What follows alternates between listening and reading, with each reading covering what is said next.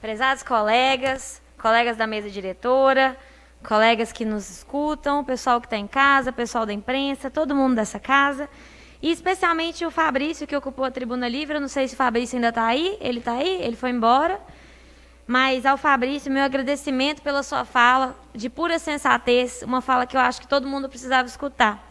Pena que a reunião acontece, a gente sabe, por motivos administrativos, etc., acontece nesse horário. Tomara que ela aconteça. A gente queria, no fundo do coração, que acontecesse no horário nobre, para que todo mundo escutasse o que o Fabrício estava falando e a relevância do que ele disse. Mas cabe a cada um dos vereadores presentes reverberar a fala dele, que foi tão relevante. Pessoal, eu quero parabenizar especialmente todas as mulheres dessa casa, especialmente a vereadora Ana Paula, que é minha colega de jornada aqui, com quem eu tenho a honra de compartilhar esse plenário. Ainda é muito pouco. Quando a gente foi eleito e o povo me perguntava se era para comemorar, que tinha dobrado o número de vereadores, eu falei assim, tá ruim, parece que está um pouco menos pior, né? Mas ainda melhor, tem duas. A gente vai comemorar no dia que tiver umas 8, às 9, aí a gente comemora. Até lá, estamos trabalhando na mediocridade. Então, gente, falando sobre as mulheres e sobre tudo que a gente finge que está comemorando enquanto o cenário é um terror, vamos falar sobre o que é ser mulher nesse Brasil e nessa pandemia? É importante a gente falar que o aumento das denúncias de violência contra a mulher aumentou 40% na pandemia. Isso porque tem mulher que consegue denunciar. Porque antes, quando a mulher trabalhava, ia para a rua, às vezes ia levar um menino na escola, ela conseguia conversar com alguém. Muitas famílias ainda estão mais fechadas em casa. E a essas mulheres foi retirado o direito de denunciar. Aumentou 46% o número de desemprego das mulheres. Esse é o menor índice de mulheres empregadas nos últimos 30 anos desse país. No café da manhã com as nossas servidoras ontem, eu falei sobre como que é cruel esse lugar do cuidar que é incumbido às mulheres. É esperado, né? Quando tem alguém doente na família, todo mundo pensa na filha para cuidar. Ninguém pensa no filho. A filha pode, às vezes, até ganhar mais que o irmão dela, mas ela que vai largar tudo para cuidar do filho e se virar. Esse lugar do cuidar é muito cruel, porque a gente quer saber quem cuida de quem está cuidando, né? Quem se preocupa com as mulheres. Isso é muito, muito, muito cruel mesmo. E falando de quem cuida de quem está cuidando, eu não sei se todo mundo dessa casa sabe que 70% dos profissionais da saúde são mulheres. Então, a gente hoje teve a honra de ouvir o Fabrício, mas 70% dos colegas de profissão dele são mulheres. E é muito importante que a gente tenha isso em mente, especialmente quando nós estamos no país que matou 1/3 dos profissionais da saúde que morreram na pandemia. Se 1/3 dos profissionais da saúde que morreram na pandemia no mundo são brasileiros, e a maior parte são mulheres, quem morre nessa luta são as mulheres. Não tá bom. Não tá bom e tem piorado. Por isso, como essa vereadora não gosta só de reclamar, fiz uma série de requerimentos ao Executivo para saber um pouco mais sobre a quanto anda a saúde das mulheres de Divinópolis. Foi tudo lido pelo vereador Zé Brás, mas a gente sabe que essas leituras do início do expediente, às vezes, como é coisa demais, a gente não consegue nem se atentar. Então, eu resolvi trazer aqui para explicar um pouco mais, senhor presidente.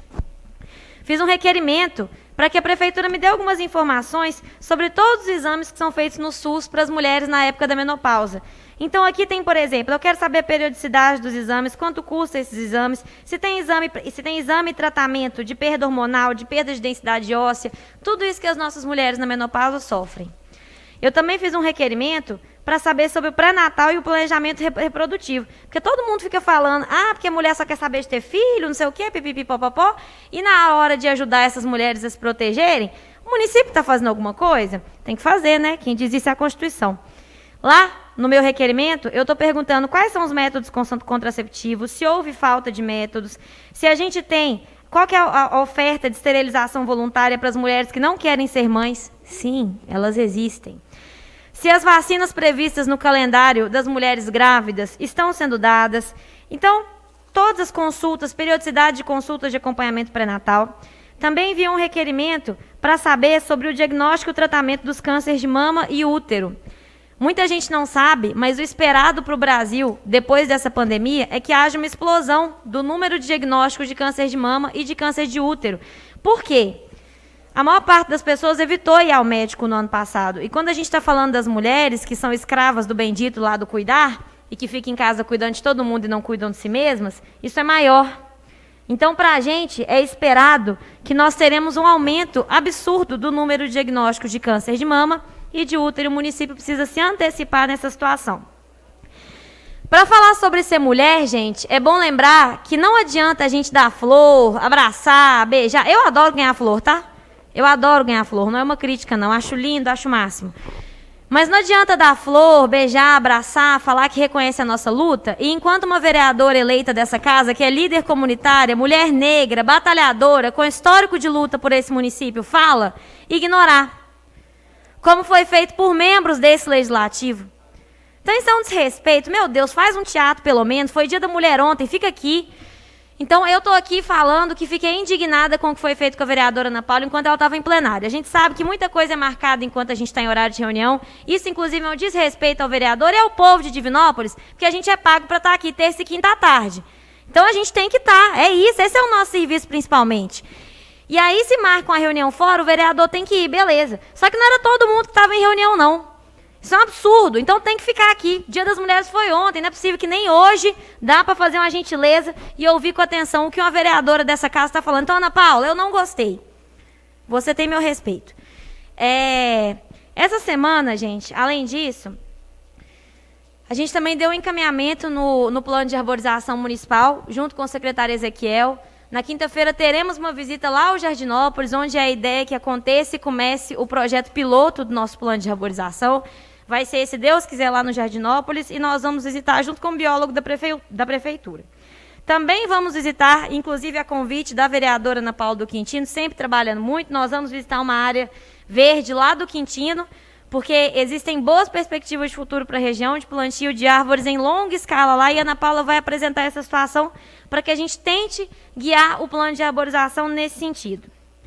No final de semana, meus amigos, eu também fui lá no Nova Fortaleza 2, porque apesar de eu ter falado que terça e quinta é o principal, né? É porque aqui a gente vota, faz as coisas da ordem do dia e tudo mais, com toda a importância e a pompa e papapá. Mas o trabalho do vereador é na rua, ao contrário do que já foi dito nessa casa, que tinha que ter reunião todo dia, o que é uma besteira sem fim, o vereador tem que estar na rua. E o vereador na rua, ele vê coisas igual eu vi lá no Nova Fortaleza. Há uns buracos na rua, gente, é um negócio que assim, eu até entrei no buraco, tá lá no meu Instagram pra vocês verem. O povo até me chamou de tatu, que eu tava caçando buraco.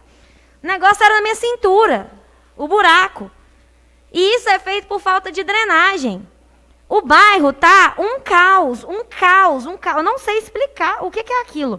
Eu acho que assim, Nova Fortaleza, Santo André pode dar a mão, porque tá um caos. E aí, gente, os bueiros, né? Lá mal tem rede de drenagem, mas tem rede de drenagem na linha do ônibus, na rua principal. Os bueiros estão todos entupidos.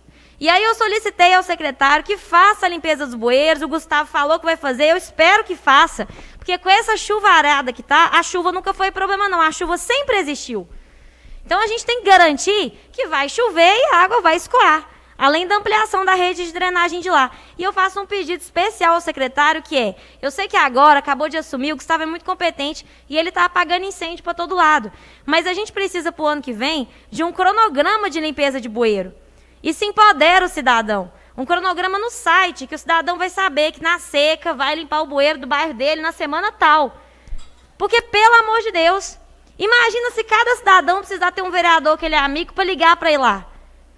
Isso é um absurdo. Não é assim. A coisa pública tem que funcionar. A gente não quer comemorar bueiro limpo, não. Pelo amor de Deus, coisa provinciana. A cidade está acima disso. Então, vamos manter isso limpo como regra, como norma do dia a dia. Eu confio na capacidade do Gustavo para fazer isso. Vamos lá fazer acontecer. Outra coisa que eu fiz que foi visitar o projeto Cola no Copa, lá da Sidneia, no Copacabana, que veio aqui na Tribuna Livre 2 semanas atrás.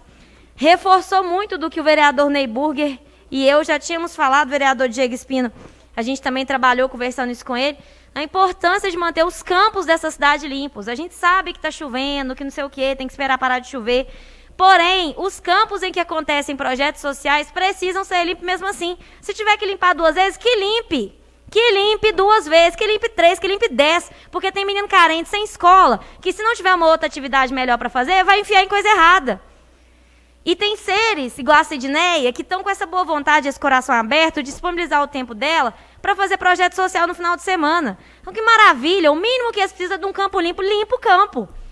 Até cobra já acharam lá. Imagina só, se menino do município for picado por uma cobra por causa de um campo que está igual a floresta amazônica. Não precisa disso, né, gente? Além disso, presidente, vou precisar de mais 2 minutos, viu?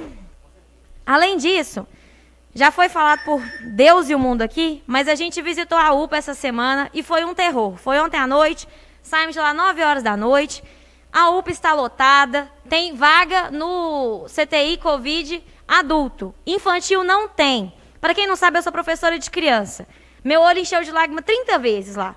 Não tem condição da gente continuar do jeito que está.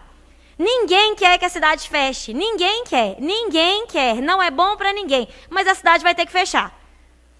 A cidade vai ter que fechar. Porque as pessoas estão indo em festa em sítio. Porque as pessoas usam máscara assim. Porque as pessoas fazem, ignora, parece que não tem pandemia. Eu sei que o presidente não ajuda, o governador não ajuda. O prefeito precisa fazer uma ação de conscientização das pessoas. Porque o que está acontecendo é que a cidade vai parar por falta de leito.